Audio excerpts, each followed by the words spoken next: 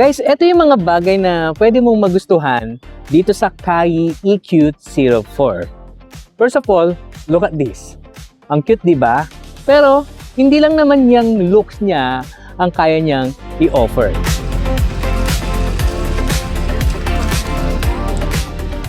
Una, compact siya, pero sporty at may modern vibe na.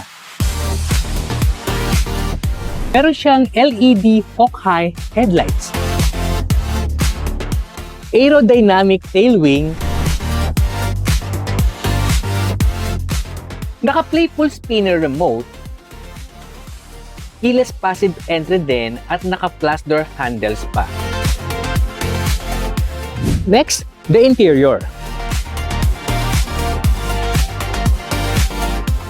Actually, isa to sa mapapansin mo dito. Clean and modern yung dashboard. Meron tayong 10.25 inches na infotainment screen and 7 inches na digital cluster panel.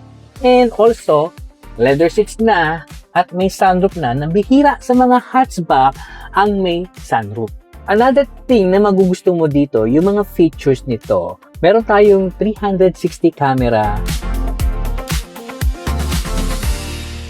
push start button, regen braking system, so walk me home,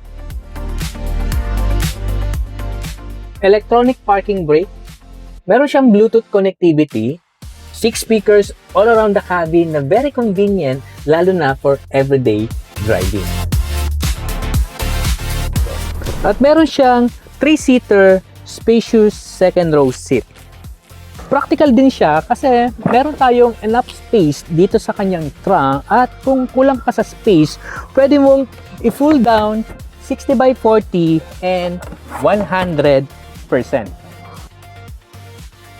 At meron tayong 2 option, 300 kilometers and 400 kilometers variant.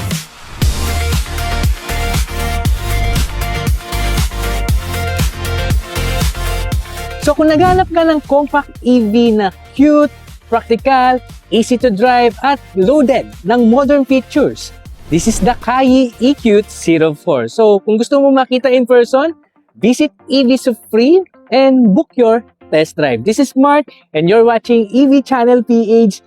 Stay charged and drive this electric.